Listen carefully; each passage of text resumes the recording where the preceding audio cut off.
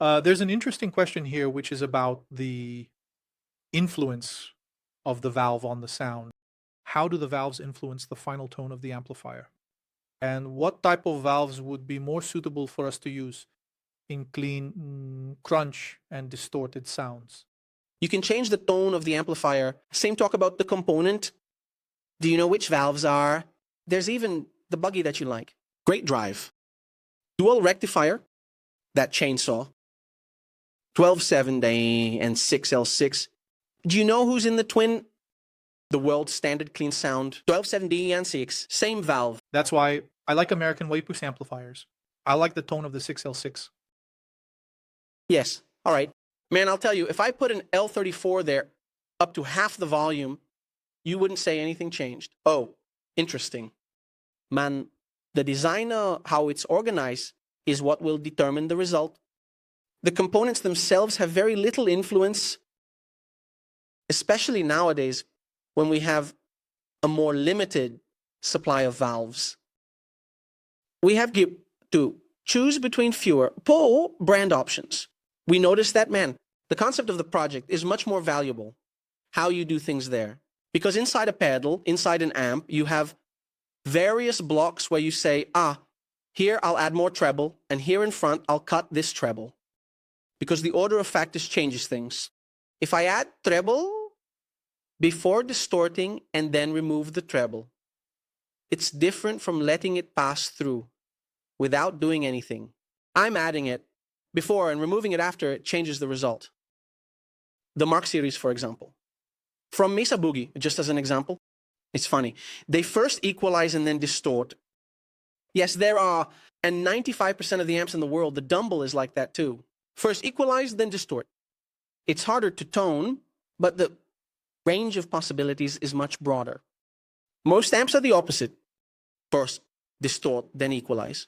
Design, the component hasn't changed. Only the order of things has. It's like salting food while cooking and salting it after it's done. Yeah, it will make a big difference. I was going to talk about hedron, which is a term misunderstood, which in my conception has nothing more to do with volume, with power.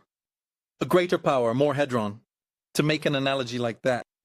But I was remembering the amplifiers that Marco was making. Is it Marco or Marcos? Man, that's because he hasn't known me for long. Marco, right. I'm joking because he asked, that you're making, that we were studying the Power Class D, as you mentioned, the digital ones, right? You're making active speakers to use with camper, with... Yeah, Roxy already has the FRFR monitors in line, speakers that you go there and connect. Okay, what is an FRFR speaker? Definitely, explain. FRFR is a speaker, the abbreviated term for full range flat response. It's a speaker that theoretically should have all frequencies. From 20 to 20. 20 to 20, theoretically. Have you already checked the response curve to see if... Yeah, no, because it doesn't... Because, for example, the guitar is full range, but the guitar doesn't go that high, so it doesn't make much sense. It has to be flat response, full range up to where the region resides. So it starts from there. So it's a speaker or a cabinet. It's equipment designed for you to use, simulation, what we call today impulse and response technology, which is the simulation of the speaker with the cabinet. The photograph, people call it a photograph, so it is made. So what happens, you have a flat response curve, or as flat as possible. And then when they captured. For example, a cabinet with a V30. It will project the frequencies. It will project the reference, right? What will it do? It goes with the greenback. So then you will have a response curve. How did that cabinet behave? So look, it started to rise at 80 hertz. Then it came down, it had a dip. And when it reached 3K, it seems that the 3K region has a peak. So that's what they call a photograph. The photograph is the response curve. Yes.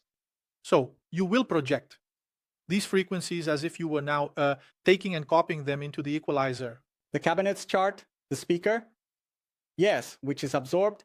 And you can say that in short, These are frequencies we will project as if you were now taking and copying them into the equalizer of various bands and started copying, how much gain here? 6 dBs here, 3 dBs there. And you copy that. So that tends to simulate the behavior of the original cabinet.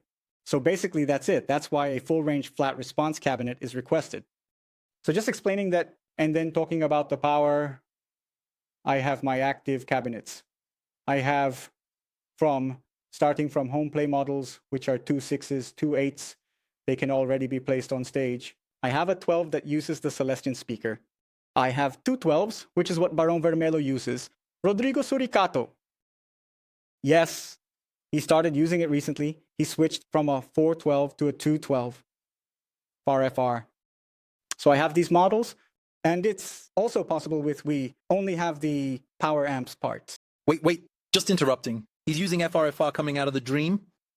The Dream is already the preamp that he runs directly into the FRFR. Yes, it doesn't have power. Suricato's FR, the IR212, is already active. So it has power. It already comes with power. 100 watts. But he has a simulator. He has an IR before. He does a cabinet IR before. Is that it?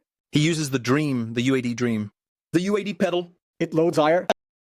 So that's what I wanted to know. So it's responding to what's coming from the preamp, the impulse response, and the pedal.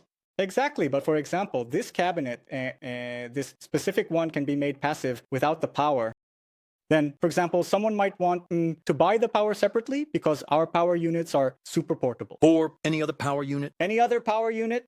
Then we have a 100-watt version, a 200-watt version, and the stereo one, which is 2 100-watt channels. And it also comes with Bluetooth. And if you use only one channel, it has 150W. Then you can have this power to drive your FR cabinet or anything else you want. Any cabinet. Okay, why 200? Because mainly due to the clock, which is a punch. Right. Exactly because of that. So you have the headroom, but also because you don't want the tone to saturate. I was going to talk about harmonic saturation precisely because of that. In the case of the transistor and the tube as well, right? The more power, the less saturation you will have in the power unit, right? I'm not talking about preamp saturation. Yeah, Pedrone can talk about this. It's like Pedrone is more suited to talk about this. But the power saturation of a tube amp, the human ear, you accept it a bit of digital, you notice it right away. And immediately you say, well, it's reached the limit.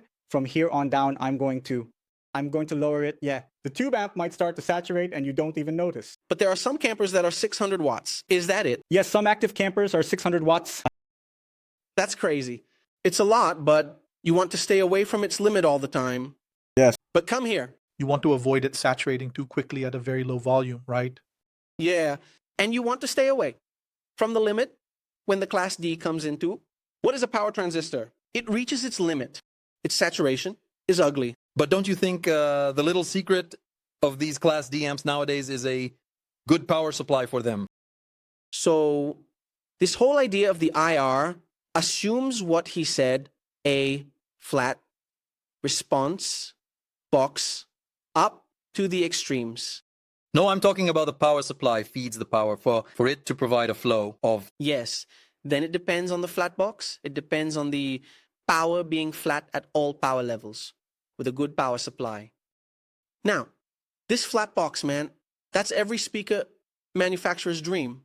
It really exists. Can you buy something and make a box flat? Is that what's being sold? Is that what's being delivered? Okay, so let's go.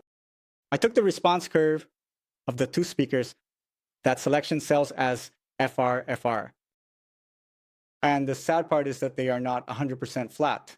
You see, because like it has a speaker, which is the X200, which is coaxial. It has a tweeter behind. So like it's already a characteristic. Sorry. We already have a characteristic of the coaxial speaker.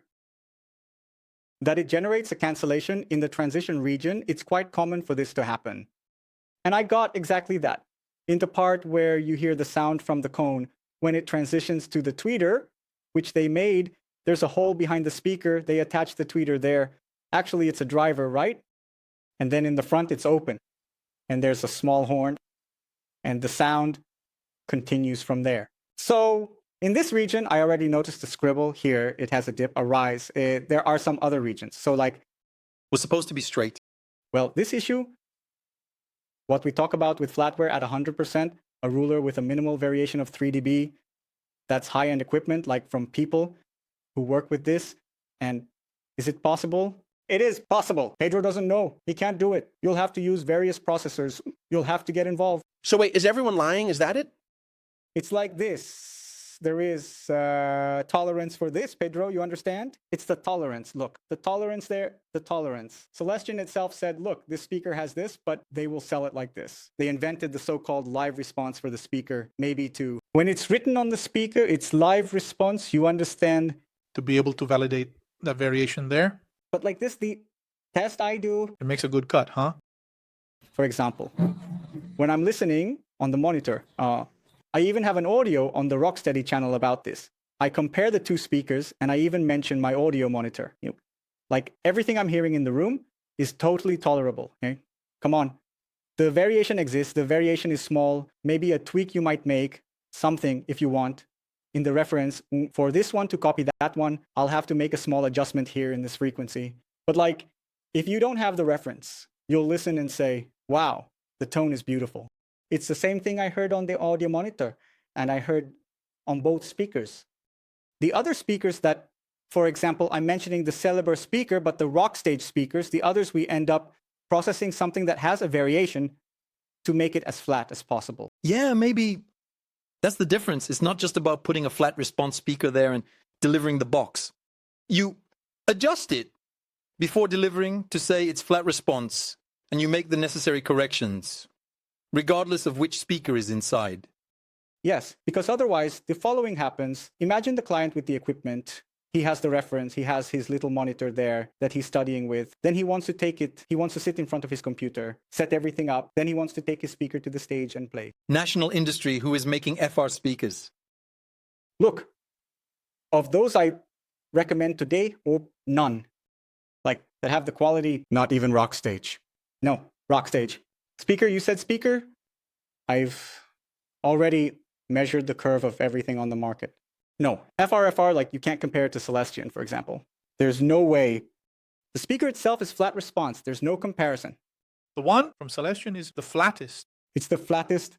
Now, yes, now, you've brought Carlos from BGT here. Yes, so the speaker is almost ready, which I'm even helping to develop. We've been, no kidding, going on 2 years with this speaker, because we're correcting a lot of things.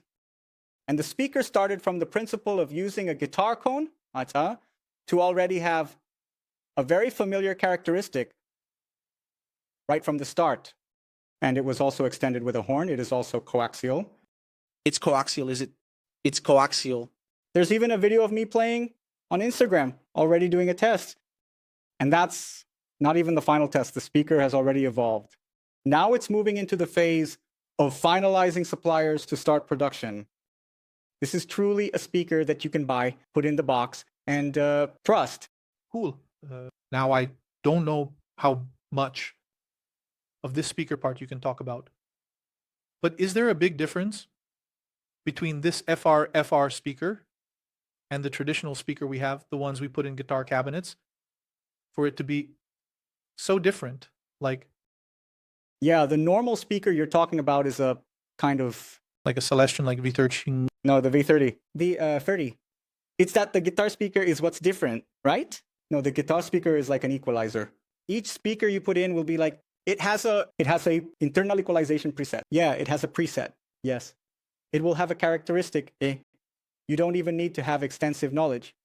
If you start visiting the Selection, Eminence, or agency websites and start looking at the response curve, you begin to analyze like this, saying, look, this one here, see how I have a lot of gain in this region? There's a dip in the mid-range. That's why some speakers emphasize the mid-range a lot, which I think are the Selection ones, right? They emphasize the mid-range a bit more, or not? No, not by brandy. It's by model. No, it depends on the model. That's what I'm saying. Then you might even get into a situation where someone has an amp, a Fender amp, and they say, I don't like it. I'm going to change the amplifier. You just need to understand what's happening. Sometimes for you, or If you put a pedal there like yours, the equalizer pedal, and start adjusting, you notice that something sounds good. You might find a speaker that has the characteristic you want, and the type will change completely. You keep changing the same cabinet, changing the speakers, and you might even get confused. Wow, now I don't know what it is anymore. With this speaker or with the one I like, what changes completely? So, for example, you take a Marshall head, because the head, the JSEM, for instance, will only really deliver the deep bass with a 4.12 cabinet. Park 12. So, a valid test would be to take a head, a JCM 900, put it in a 112 cabinet, and see which speaker responds with more bass, which has the bass response curve to sound good with this JCM 900. But then, there are also some issues, like the tone over time has been somewhat determined by certain people. For example, it's very common for a Marshall to sound good with the G12T75. It's very common for Marshall cabinets to come with G12T, but many people like Slash use it with V30. So you already have some amplifier tones that are tied to the cabinets. There are many things that we've gotten used to being that way, coming in that manner. It's already a tone reference. Like, I don't know, most Mesa cabinets won't come with V30. So you already make that association. The V30, well, Mesa bug, then you have Pender. I've seen Pender put that with Jensen. Traditional, there's also JBL, the old ones. But there's another brand, Eminence. Eminence. I've also seen some cabinets from Eminence. And really, it changes a lot of things. But we are very stuck on this reference issue. But the thing you mentioned about putting, for example, an equalizer, that's where I think people are lacking today, which is doing this part of experimenting. Yes, you understand. Instead of already looking for, oh no, it's not good, so sell this one, I'll buy another. No, man. Sometimes you have something really cool there that you just need to, add one more element to get the tone you're looking for. Yes. Sometimes out of laziness, people end up not doing it, right? But Marco, what's the secret of the V30? Why is the V30 such a talked about speaker? We've only talked about it so far here. Why did it become a reference? It's because the V30 has a really nice low end. The deep bass is a speaker that has a very good response. What to speak closer? I'm right up against it. No, you're sideways. Look, you're sideways, then turn. You're looking at, Okay, then I'll look at you. no, you can talk to Pedro, but just speak a little more this way, like this All right. Is it good now? There, you go. should be. Question about the V30 and the frequency characteristics it has, like 2.6K, if I'm not mistaken. Some frequency peaks that characterize this. It has a specific brightness besides the deep bass. So yes, it's even funny if you record a speaker that isn't the V30 and you boost in the equalizer. The frequencies are from a V30. It's not like you're going to copy it, but you can capture the characteristic of that speaker. Here's a tip for you. Each speaker has its own frequency curve, right? That's what's cool. And it's interesting that when we did the episode talking about the speaker part with Carlos, from BGT, the model he has, which would his V30, if I'm not mistaken, is the N Flames, is the only one there where he followed the selection standard of not using hemp in the cone. The cone is made of cellulose. And that what also ends up influencing a lot. BGT, Carlos, is very meticulous in what he does. He chooses quality materials to make the speaker. For example, this speaker you mentioned, the cone comes from England. The coil, the hardware is excellent. In my catalog, I have BGT, and it is very, very popular because the cost benefit is excellent. I agree. When Carlos mentioned the price of the, Yeah, we developed I said, it's not possible, man. This thing is wrong. White Stripe, which we developed closely together with this speaker. This speaker even has the Rockstage logo on it. When we had a final result, we would put the Creamback 65 and compare it. The variation was around 5 to 10%. But we were talking about a speaker that was being sold for $750 and a Creamback that was more than double the price of this speaker. And still, It offers a 2-year warranty on the speaker. So it's a product worth trusting. And it's a product of national pride because Pedrone knows how long it took in Brazil. Tell us, Pedrone, how long it took for a company to emerge that could make a speaker of this level. No, what I like most about BGT is the white stripe. It's my favorite. It's the Darling. It pairs well with the Marshall. With my Marshall tones, it pairs well with the clean amp. Which one is in the little combo? Is it the Crazy Diamond? Yes. You got a Crazy Diamond now to try out. Oh, did you swap it? It was swapped. Swapped it. Did you keep my white stripe? It was swapped. It was swapped. My God, I took my combo. Yeah. You can check that later. Okay. No. There's no dealing with that now. Hey, did you swap it or not? Put it as swapped. They swapped it. I have nothing to do with that.